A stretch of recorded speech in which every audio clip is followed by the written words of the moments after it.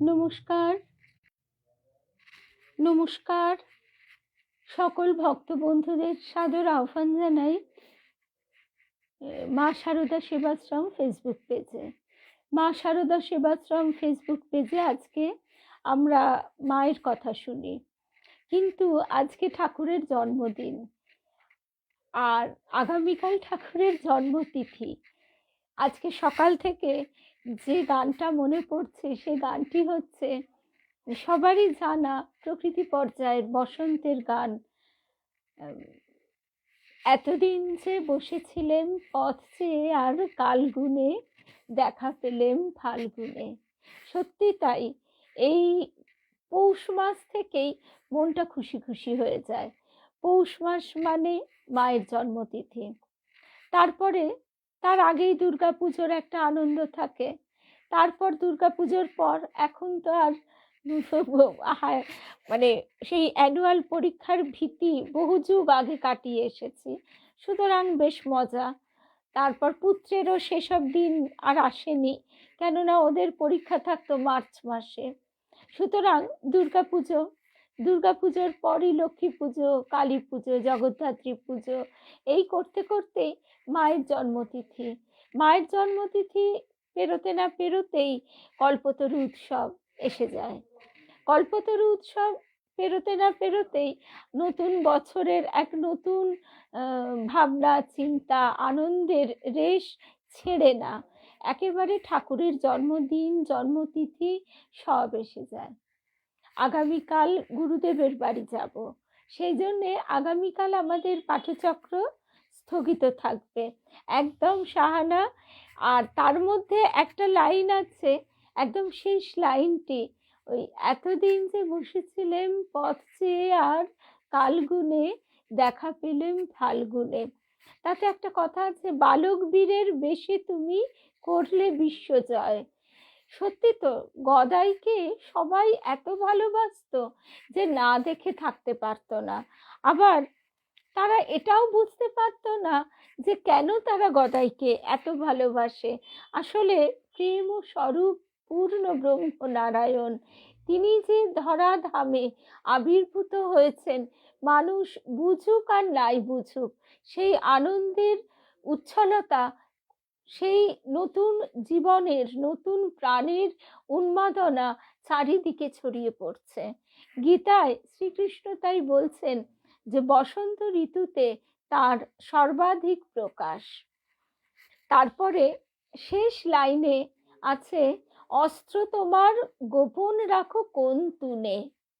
তা ঠাকুর অবতার, আমরা রাম অবতার, কৃষ্ণ অবতার, সেখানে দেখছি কত যুদ্ধ বিদ্রোহ, কত অস্ত্রের ঝনঝনি, কিন্তু ঠাকুর ঠাকুর তো নিজেই বলছেন, ঢাল নেই তরোয়াল নেই নিধিরাম সর্দার। আর বললেন কে? গিরিশ ঘোষ মশাই, মহাকবি গিরিশ ঘোষ বললেন, তুমি তো এবার দেখছি প্রণাম অস্ত্রে জগৎ মাত করলে। প্রণাম করতে ইচ্ছে করে না, মাথা নিচু করা, পায়ে হাত দেওয়া, এ সমস্ত গেয়পনা এসব আবার কেউ করে নাকি? তখন পাশ্চাত্যের ঢেউ উঠেছে, সবাই এসে ওই একটু মাথাটা নিচু করে, কাঁধ স্ট্রাক করে। ঠাকুর জোড় হাত করে নত হন। কি করা যায়, তারাও একটু নত হয়, আরো নত হয় ঠাকুর। এই করে করে ঠাকুর একেবারে মাটিতে সাষ্টাঙ্গ প্রণাম শেখাচ্ছেন। সমস্ত অঙ্গ প্রত্যঙ্গ, মন, সব কিছু নিবেদন করে প্রণাম, নিজেকে সম্পূর্ণ অহং ত্যাগ করে তার চরণে সঁপে দাও, শরণাগতির মূর্ত প্রকাশ। তো আজকে সেই জন্যে মনটা এত খুশি খুশি। সকল ভক্ত বন্ধুদের অনেক ভালোবাসা আমাদের শ্রী রামকৃষ্ণ পাঠচক্র। আমার গুরুই এই নামকরণ মনের মধ্যে জাগিয়ে দিয়েছেন, আমার গুরুই এই পথে নিয়ে চলেছেন আমাদের সকলকে। আর গুরু কি কারোর আলাদা আলাদা? তা তো নয়, সেই এক এবং অদ্বিতীয় সেই গুরু শক্তি শ্রী রামকৃষ্ণ রূপে এবার আবির্ভূত হয়েছেন। তারই প্রকাশ এই বিভিন্ন গুরুর যে শরীর প্রাপ্ত হয়, গুরু শরীর প্রাপ্ত হয়, তাদের মধ্যে দিয়ে সেই শ্রীরামকৃষ্ণ শক্তি প্রকাশিত হয়। আমাদের গুরুদেব কেমন করে বলতেন, এই যে দেখছিস বাইরে এই রকম, ভেতরে শ্রীরামকৃষ্ণ। কথাটার অর্থ তো বুঝতাম না, হাঁ করে তাকিয়ে থাকতাম। শুভ সন্ধ্যা জয়শ্রী, ভারতীদি, পূর্ণিমা, কুমকুমদি, শুভ্রাদি, রুমাদি, রুম্পা, এই তো রুম্পা এসে গেছি। শুভ সন্ধ্যা শর্মিলাদি, সাহানা, কল্যাণীদি, লক্ষ্মী সাহা, চিনুদি, বিলাসপুরের দিদি, রিমা, আজকে ভারতীদি একদম সবার আগে। লক্ষ্মী দে, শুভ সন্ধ্যা। তা আজকে আমরা মায়ের কাছে তো থাকবই, আজকে মায়ের কাছে বসে বসে ঠাকুরের কথা শুনবো। মা বলছেন, ঠাকুর বলতেন এই দেহটি গয়া হতে এসেছে। সেই ঠাকুরের জন্ম কথা আমরা জানি, যতবারই শুনি ততবারই অবাক হয়ে শুনি, এ শোনা যেন পুরনো হয় না। শুভ সন্ধ্যা শ্যামলী, স্বপ্নাদি, স্বপ্না, স্মিতা, আজকে আবার স্মিতার গান শুনলাম সন্ধেবেলা, এই একটু আগে, জয় রামকৃষ্ণ। আর খুব সুন্দর ওই স্মিতা, মালবিকা, এরা সব ভার্গবের ছাত্রী। শুভ সন্ধ্যা নিবেদিতা, জয় রামকৃষ্ণ। ঠাকুর মায়ের শ্রীচরণে সাষ্টাঙ্গ প্রণাম নিবেদন করে, শ্রী গুরুদেবকে স্মরণ করে আমরা তাহলে মায়ের কাছে বসি। মায়ের কোল ঘেঁষে, মায়ের আঁচলের খুঁটটি ধরে মায়ের কাছে বসে ঠাকুরের কথা শুনব। মা বলছেন,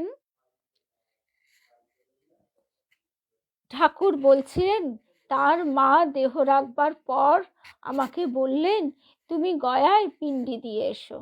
তা আমি বললুম পুত্র বর্তমান, আমি দেব, সে কি হয়? ঠাকুর বললেন তা হবে গো, আমার কি ওখানে যাবার জো আছে, গেলে কি আর ফিরবো? তা বললুম তবে আর গিয়ে কাজ নেই, পরে গয়া করতে আমি গিয়েছিলুম। শুভ সন্ধ্যা রূপা, প্রসেনজিৎ পাল মহাশয়, শুভ সন্ধ্যা। রূপা চক্রবর্তী, শুভ সন্ধ্যা। তারপরে আবার মায়ের কাছে বসে তো আমরা ঠাকুরের কথা শুনছি।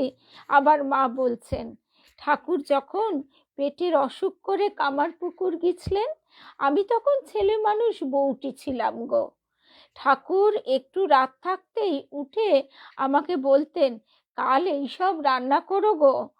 আমরা তাই রান্না করতুম।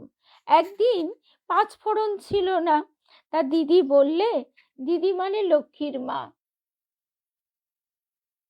না গো আমি তো সন্ধেবেলা হঠাৎই ফোনটা খুলতেই দেখি আর এত সুন্দর ভার্গবের গান আমরা সবাই খুব ভালোবাসি, আর এত সুন্দর করে তোমরা সেটি আত্মীকরণ করেছো।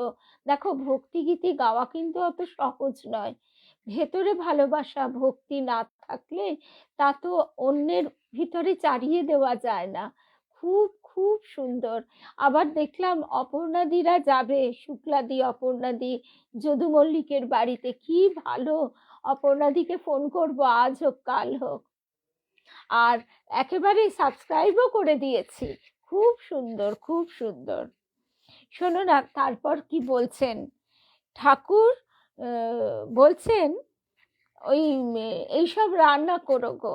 আর এই রান্নার কথায় না গোপালের মায়ের কথা মনে পড়ে যায়। গোপালের মা একেই তো বাল বিধবা, তারপরে পরের ঘরে আশ্রিতা, তবুও সে বাড়ির গিন্নি না হয় গোপালের মাকে সইর ভাবে দেখেন, বন্ধুর মতো। তা কিন্তু হলে কি হবে, গোপালই তার একমাত্র ইহকাল পরকালের ধন। আর গোপালের মা কি আর যেমন তেমন, সেই দাপরে তিনিও সেই লীলায় ছিলেন ব্রজের ফলোয়ালি রূপে। তা এবারেও তাই সে গোপাল নিয়েই মগ্ন। তা গোপাল গোপাল করতে করতে প্রথম প্রথম সেই যাদের বাড়িতে আশ্রিত সেই বাড়ির বউটির সঙ্গে গিন্নির সঙ্গে ঠাকুরের কাছে যাচ্ছেন। আর ঠাকুরের কাছে গিয়ে একটু ওই এক তো ওই দেদো সন্দেশ নিয়ে গেছে 2 পয়সার, আর তাতেও মনে বড় দুঃখ যে কিছুই তো আমার নেই, আমি কি দিয়ে সেবা করব। তা ঠাকুর বলছেন যে তোমার কাছে যা আছে তাই এনো, অত সন্দেশ আনতে হবে নি, ওই দুটি দুটি নারকেল নাড়ু করে রাখবে তাই আনবে। আর ওই যে রান্না করো সজনে খাড়ার তরকারি চচ্চড়ি, ওই দুটি দুটি এনো। তারপরে এটা খাই, এটা খাওয়াও, ওটা খাওয়াও, এই রকম বায়না। তা সেই মনে হয় যে অবতার যখন আসেন তখন তাকে কেউ চিনতে না পারুক, ভালোবাসা কিন্তু উথলে ওঠে। এদিকে গোপালের মা ভালো না বেসেও পারে না, না নিয়েও পারে না, আবার গোপালকে চুপি চুপি বলে, ও গোপাল, এই তোমায় ডেকে ডেকে শেষে কিনা এমন সাধুর পাল্লায় পড়লুম যে কিনা দিনরাত্রির খাই খাই করে। তা এদিকে আবার মাকে বলছেন যে ওই এইসব রান্না করো গো। তা আমরা তাই রান্না করতুম। একদিন 5 ফোড়ন ছিল না, দিদি বললে তা অমনি হোক, নেই তার আর কি হবে। দিদি মানে লক্ষ্মীর মা। ঠাকুর তাই শুনতে পেয়ে ডেকে বলছেন, সে কি গো, 5 ফোড়ন নেই, তা 1 পয়সা আনিয়ে নাও না, যাতে যা লাগে তা বাদ দিলে হবে না। তোমাদের এই ফোড়নের গন্ধের বেনুন খেতে সেই দক্ষিণেশ্বরের মাছের মুড়ো পায়েসের বাটি ফেলে এলুম, আর তাই তোমরা বাদ দিতে চাও। দিদি তখন লজ্জা পেয়ে আনতে দিলে। আর এটা তো ঠিক, 5 ফোড়নের রান্না কিন্তু বড় সুস্বাদু হয়। তারপরে কামারপুকুরে লক্ষ্মীর মা আর আমি রাঁধতুম। একদিন খেতে বসেছেন ঠাকুর আর হৃদয়। লক্ষ্মীর মা ভালো রাঁধতে পারত, সে যেটা রেঁধেছে খেয়ে বললেন, ও হৃদু, এ যে রেঁধেছে এ রামদাস বদ্যি, আর আমি যেটা রেঁধেছি। ঠাকুর খেয়ে বললেন, আর এই শ্রীনাথ সেন, শ্রীনাথ সেন হাতুড়ে। লক্ষ্মীর মা হলো রামদাস বদ্যি, আর আমি হলুম শ্রীনাথ সেন হাতুড়ে। শুনে হৃদয় বলছে, তা বটে, তবে তোমার এই হাতুড়ে বদ্যি তুমি সব সময় পাবে, গা টিপতে পা টিপতে পর্যন্ত ডাকলেই হলো। আর রামদাস বদ্যি, তার অনেক টাকা ভিজিট গো, তাকে তো আর সব সময় পাবেনি। আর লোকে আগে হাতুড়েকে ডাকে, সে তোমার সব সময় বান্ধব। ঠাকুর বললেন, তা বটে তা বটে, এসব সময় আছে। নরেনের জন্যে শুভ সন্ধ্যা সঙ্গীতা।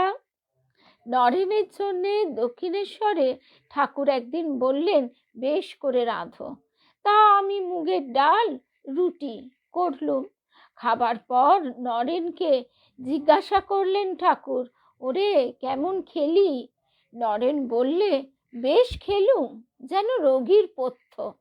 ঠাকুর শুনে বললেন, ওকে ওসব কি রেঁধে দিয়েছ? ওর জন্যে ছোলার ডাল আর মোটা মোটা রুটি করে দেবে। আমি শেষে তাই করলুম, তবে নরেন খেয়ে তুষ্ট হলো।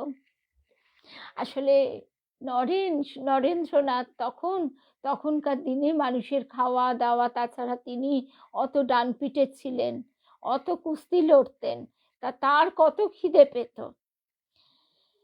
মায়ের সম্বন্ধে ঠাকুর বলতেন, ওরে ওর নাম সারদা, ও সরস্বতী, তাই সাজতে ভালোবাসে। হৃদয়কে বলেছিলেন, দেখ তো তোর সিন্ধুকে কত টাকা আছে, ওকে ভালো করে 2 ছড়া তাবিজ করিয়ে দে। তখন তার অসুখ, তবুও আমায় 300 টাকা দিয়ে তাবিজ করিয়ে দেওয়ালেন। তিনি নিজে টাকা কড়ি ছুঁতেই পারতেন না। মা দুঃখ করতেন, মানে শ্যামাসুন্দরী দেবী, এমন পাগল জামাইয়ের সঙ্গে আমার সারুর বিয়ে দিলুম গো। আহা, ঘর সংসারও করলেনি, ছেলে পিলেও হলোনি, আর মা বলাও শুনলেনি। একদিন ঠাকুর তাই শুনতে পেয়ে বলছেন, শাশুড়ি ঠাকরুন, সেজন্য আপনি দুঃখ করবেন না, আপনার মেয়ের এত ছেলে পুলে হবে, শেষে দেখবেন মা ডাকের জ্বালায় আবার অস্থির হয়ে উঠবে। তা যা বলেছেন তা তো ঠিকই হয়েছে মা। শুভ সন্ধ্যা মিনুদি, শুভ্রাদি, সন্ধ্যাদি, শুভ সন্ধ্যা। ঠাকুর মায়ের এই অপূর্ব দাম্পত্য কথা শুনলে আমরা অবাক হয়ে ভাবি, আর মনে হয় না কি যে এই বুঝি হাত বাড়ালেই মায়ের আঁচলটি ধরে মায়ের কোলের কাছে বসতে পারছি, বসে বসে বাবার কথা শুনছি। ঠিক এমনটিই মনে হয়। সেদিন আমরা দেবেন দাদার বাড়িতে গেছি, সেখানে সেই পুরনো আসবাব দেখে আমার সতীর্থ কাকিমা বলছেন সত্যি গায়ে কীরকম কাটা দেয়।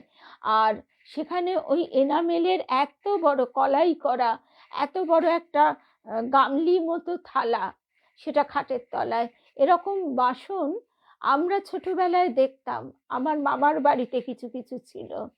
তা এখন আর এসব বাসন দেখা যায় না।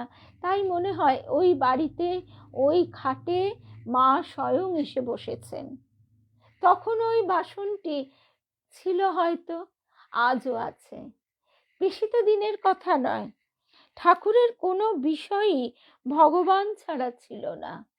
আর একটা কথা স্বামী বুধানন্দজি মহারাজ খুব সুন্দর বলছেন। স্বামী বুধানন্দজি মহারাজ বলছেন যে এই ভাগবতী দাম্পত্য কি অপূর্ব লীলা।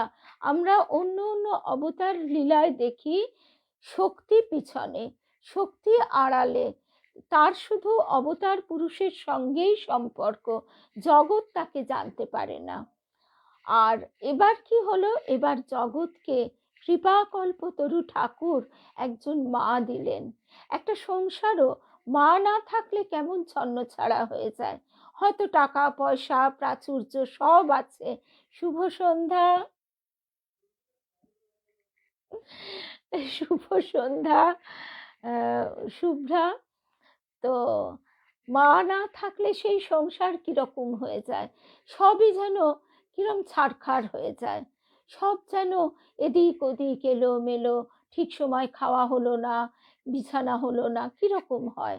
কিন্তু মা থাকলে সে যদি জিনিসও কম থাকে, মা ঠিক যেমন করে হোক গুছিয়ে গাছিয়ে ব্যবস্থা করে।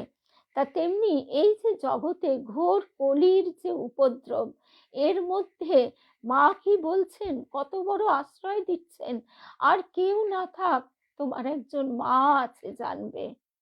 আর মা আবারও বলছেন ভুল ভুল তো সবাই করে, ইন্দ্রিয় তারা তো হাত পা ছুঁড়বেই, ইন্দ্রিয় তো তার ইন্দ্রিয়ের খেলা খেলবেই।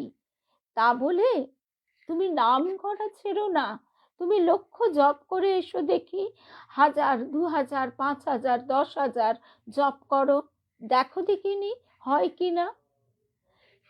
কত সহজ পথ দেখিয়ে দিচ্ছেন।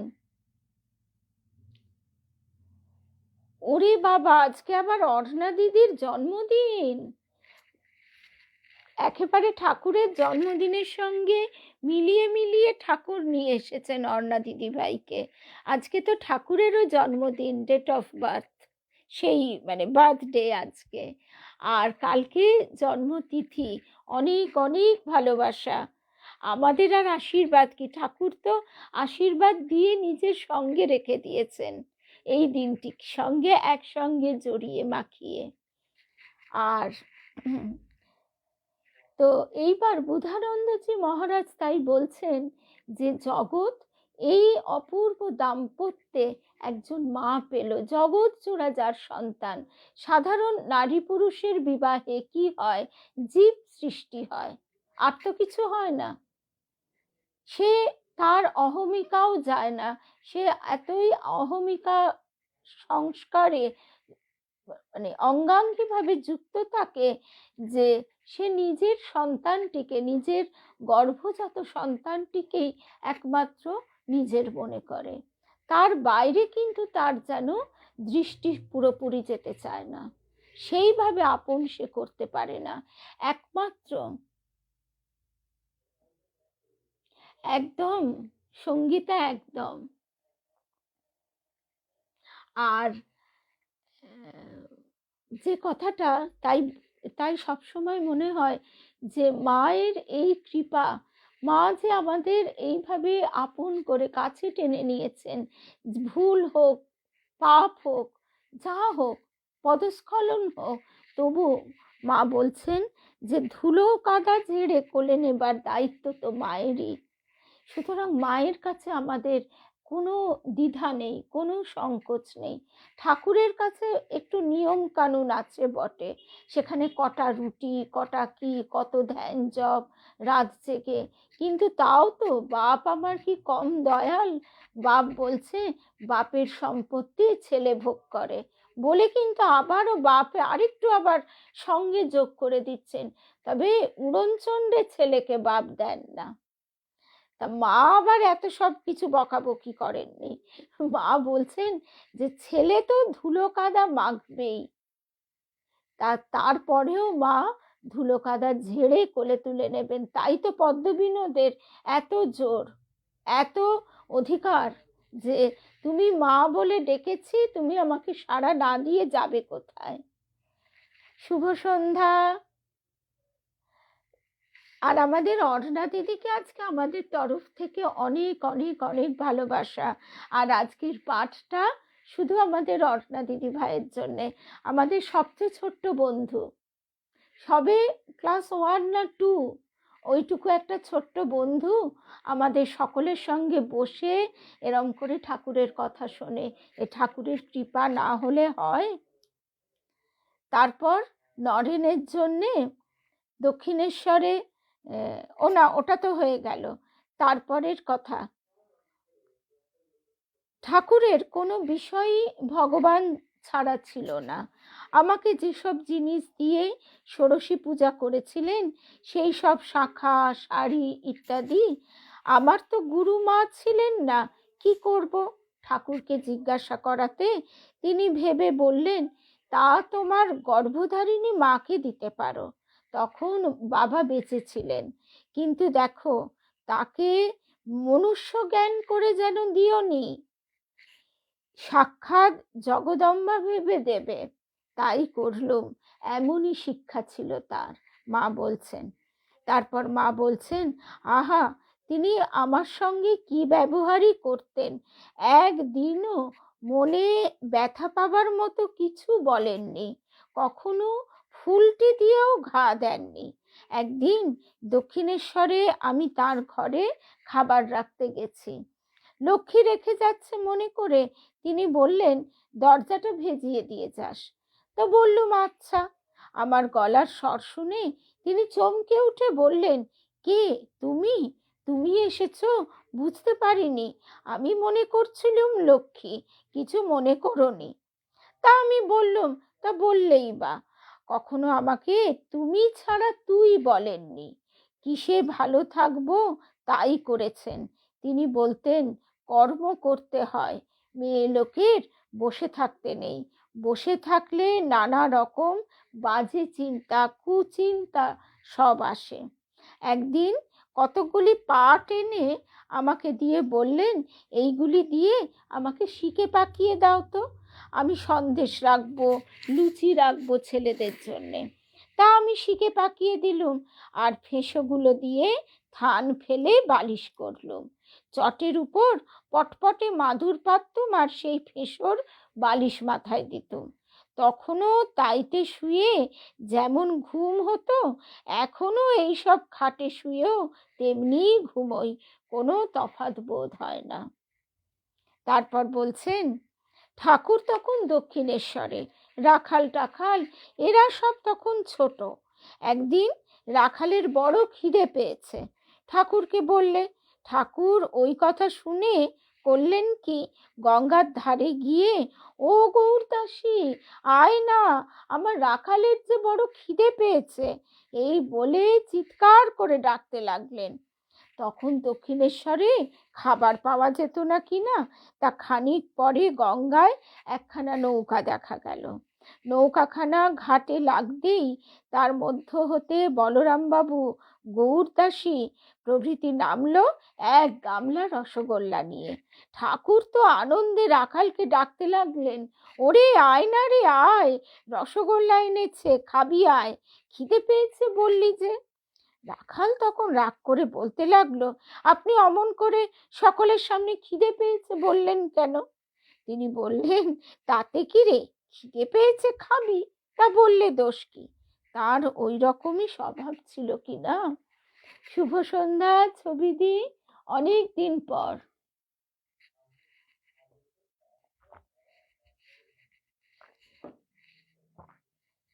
ঠাকুর রাখালের কথায় তার বাপকে বলছেন, যেমন ওল তেমন মুখিটি তো হবে। সত্যি তিনি অমনি করে রাখালের বাবার মন খুশি রাখতেন। তিনি এলেই যত্ন করে এটি ওটি দেখাতেন, খাওয়াতেন, কত কথা কইতেন। মনে ভয় পাছে রাখালটিকে ওখানে না রাখে নিয়ে যায়। রাখালের আবার সৎ মা ছিল। সে যখন দক্ষিণেশ্বরে আসতো, ঠাকুর রাখালকে বলতেন, ওরে ওকে ভালো করে দেখাশুনো, যত্ন কর, তাহলে জানবে ছেলে আমাকে ভালোবাসে। ঠাকুর কত কি শেখাচ্ছেন। তাই তো বলা হয় যে ঠাকুর গৃহী শ্রেষ্ঠ, আবার ঠাকুর সন্ন্যাসী শ্রেষ্ঠ।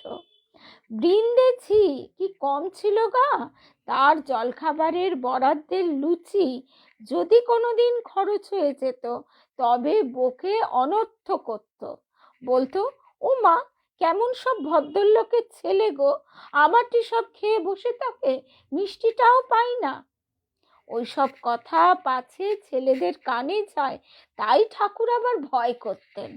একদিন ভোরে উঠে সেই নবতে আমাকে বলছেন, ওগো, বৃন্দের খাবারটি তো খরচ হয়ে গেছে, তা তুমি তাকে রুটি লুচি যা হয় করে দিও, নইলে এক্ষুনি এসে আবার বকাবকি করবে। দুর্জনকে পরিহার করে চলতে হয়। কি অসাধারণ, কি অসাধারণ! স্বয়ং পূর্ণ ব্রহ্ম নারায়ণ, পূর্ণ ব্রহ্ম, তারই শক্তির বিকাশ প্রকাশ এই জগৎ। তিনি বৃন্দে ঝিয়ের ভয়ে তাড়াতাড়ি মায়ের কাছে গিয়ে বলছেন, ওকে ওকে রুটি লুচি যা হোক করে দিও, না হলে আবার এসে বকাবকি করবে। দক্ষিণেশ্বরে তারপরে আরেকটু আছে।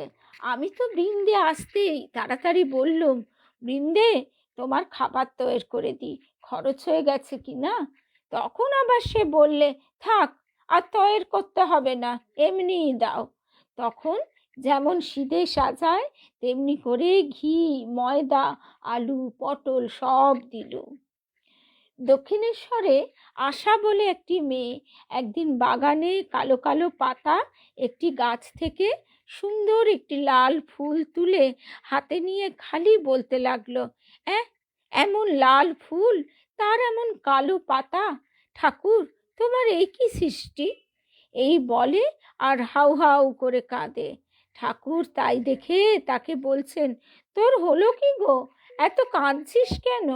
সে আর কিছু বলতে পারে না, খালি কাঁদে, খালি কাঁদে।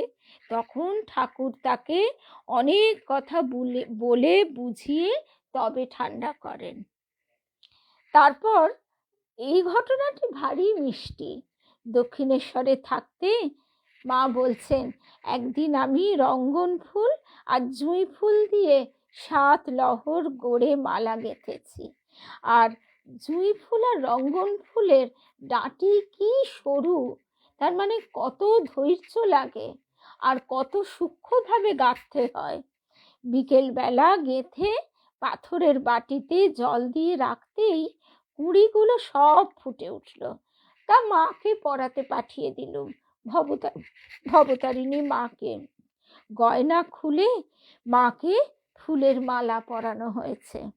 এমন সময়ে ঠাকুর মাকে দেখতে গিয়েছেন। দেখে একেবারে ভাবে বিভোর, বারবার বলতে লাগলেন, আহা, কালো রঙে কি সুন্দরী মানিয়েছে। জিজ্ঞাসা করলেন, কে এমন মালা গেঁথেছে গো। আমি গেঁথে পাঠিয়েছি। একজন বলাতে তিনি বললেন, আহা, তাকে একবার ডেকে নিয়ে এসো গো, মালা পরে মায়ের কি রূপ খুলেছে একবারটি দেখে যাক। বৃন্দে ঝি গিয়ে আমাকে ডেকে নিয়ে এলো।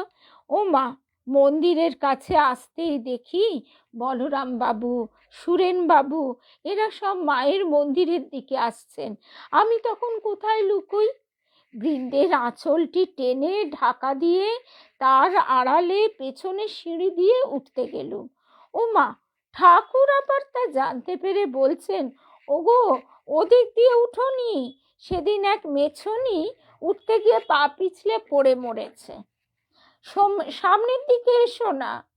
তার ওই কথা শুনে বলরাম বাবুরা সব সরে দাঁড়ালেন। গিয়ে দেখি মায়ের সামনে ঠাকুর ভাবে প্রেমে গান ধরে দিয়েছেন।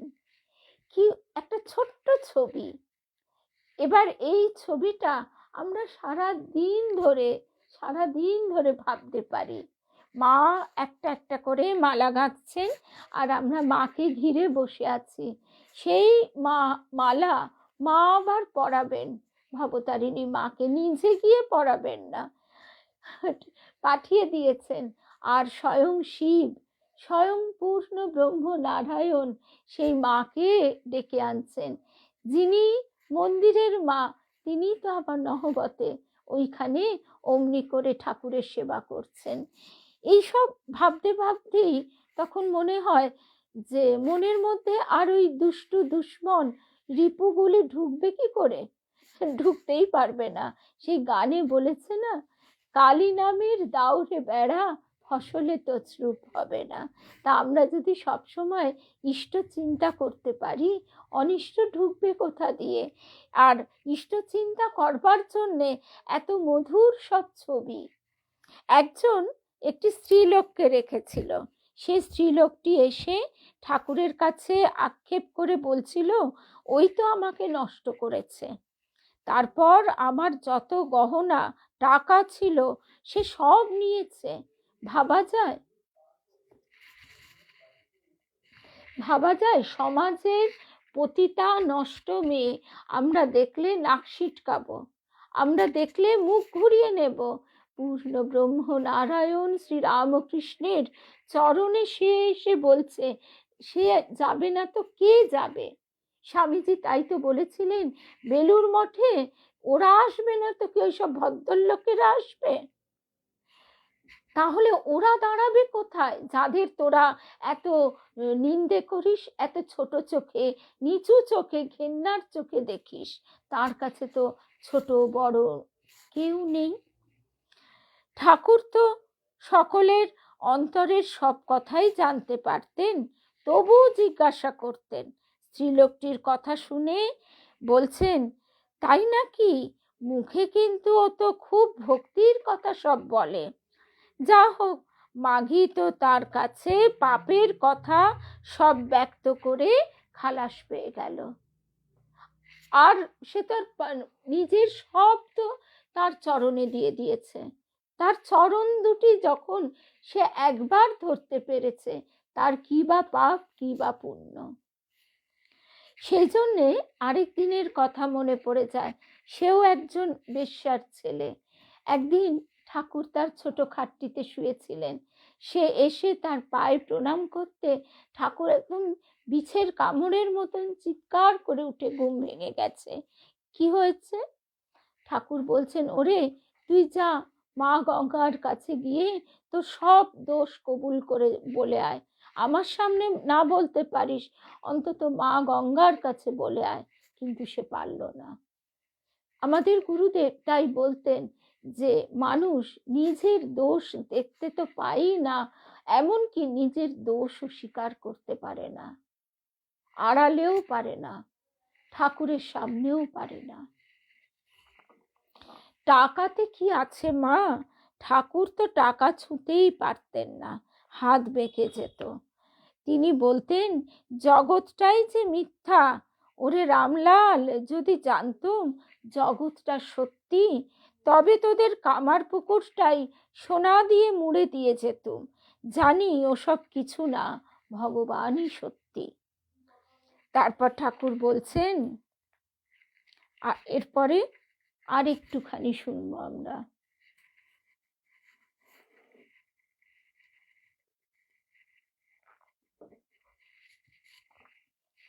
তারপরে একদিন মা বলছেন, হাজরা ঠাকুরকে বলেছিল, আপনি নরেন টরেন ওদের জন্য এত ভাবেন কেন? তারা আপনার মনে খাচ্ছে দাচ্ছে আছে। আপনি ভগবানের চিন্তায় মন স্থির করুন। আপনার আবার মায়া কেন? ঠাকুর তার কথা মতো সব মায়া কাটিয়ে ভগবানের মন লীন করলেন। ঠাকুর তো সবার কথাই শুনতেন।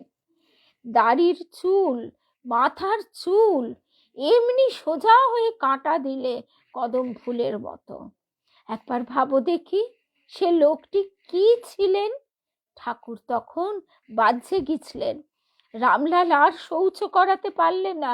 কাকে শৌচ করাবে? সব শরীর জড়, কাঠ, শক্ত। তখন রামলাল বলতে লাগলো, ওগো, যেমনটি ছিলে তেমনটি হও, যেমনটি ছিলে তেমনটি হও। বলতে বলতে শেষে দেহে মন এলো। দয়ায় মনকে নামিয়ে রাখতেন। এই হলো আমাদের ঠাকুর। তাকে আমরা কতটুকুই বা বুঝি আর কতটুকুই বা চিনি? চেনা তো দূরের কথা।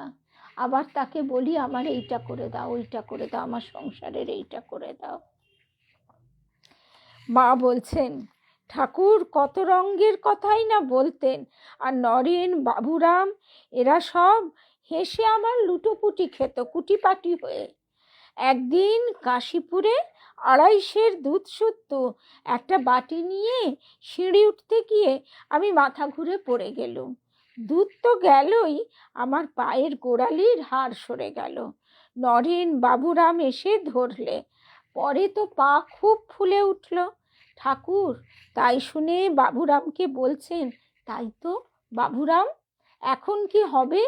খাওয়ার উপায় কি হবে? কে আমাকে খাওয়াবে? তখন মণ্ড খেতেন কি না, আমি মণ্ড তৈরি করে ওপরের ঘরে গিয়ে তাকে খাইয়ে আসতাম। আমি তখন নথ পরতুম। তাই বাবুরামকে নাক দেখিয়ে হাতটি ঘুরিয়ে ঠাড়ে ঠোরে বলছেন, ও বাবুরাম, ওই যে ওকে তুই ঝুড়ি করে মাথায় তুলে এখানে নিয়ে আসতে পারিস? আর ঠাকুরের কথা শুনে নরেন, বাবুরাম তো হেসে খুন। এমনি রঙ্গন তিনি এদের নিয়ে করতেন। তারপর 3 দিন পরে ফোলাটা একটু কমলে ওরা আমাকে ধরে ধরে নিয়ে যেত আর আমি খাইয়ে আসতুম। ও কদিন ওই গোলাপ মা মণ্ড তৈরি করে দিয়েছিল আর নরেন খাইয়ে দিত। এবার আমরা একদম শেষ প্রসঙ্গে। মা বলছেন, স্বামী বলো, পুত্র বলো, দেহ বলো, সব মায়া। এই সব মায়ার বন্ধন কাটাতে না পারলে পার হওয়া যায় না। দেহে মায়া, দেহাত্ম বুদ্ধি, শেষে এটাকেও কাটাতে হবে। শুভ সন্ধ্যা। কিসের দেহ মা, 150 ছাই বইত নয়। তার আবার গরব কিসের? যত বড় দেহখানাই হোক না, পুড়লে ওই 150 ছাই। তাকে আবার ভালোবাসা। হরি বল, হরি বল। জয় মা জগদম্বা। গোবিন্দ গোবিন্দ রাধা শ্যাম। গুরুদেব গঙ্গা গঙ্গা ব্রহ্মবাড়ি। জানো তো ঠাকুর বলতেন, হরিণের নাভিতে কস্তুরী হয়, তখন তার গন্ধে হরিণগুলো দিকে দিকে ছুটে বেড়ায়, জানে না কোথা থেকে গন্ধটি আসছে। তেমনি ভগবান এই মানুষের দেহের মধ্যেই রয়েছেন।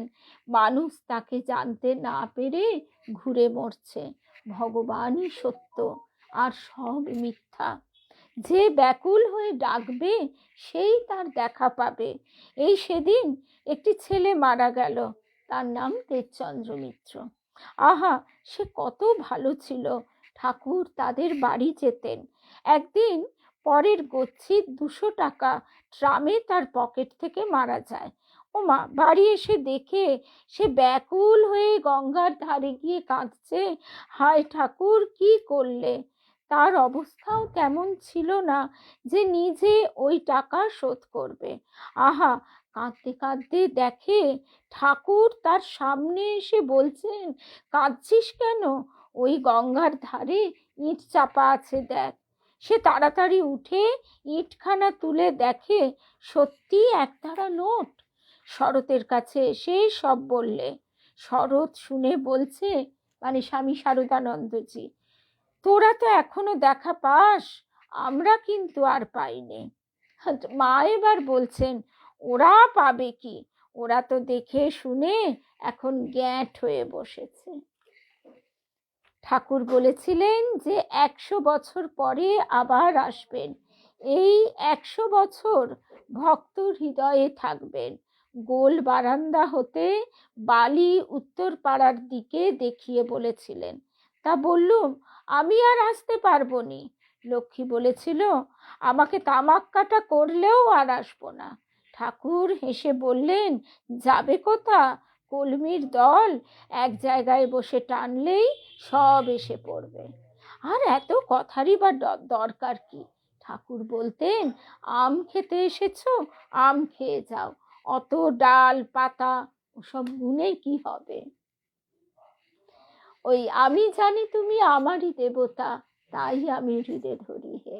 জয় রাম কৃষ্ণ, জয় রাম।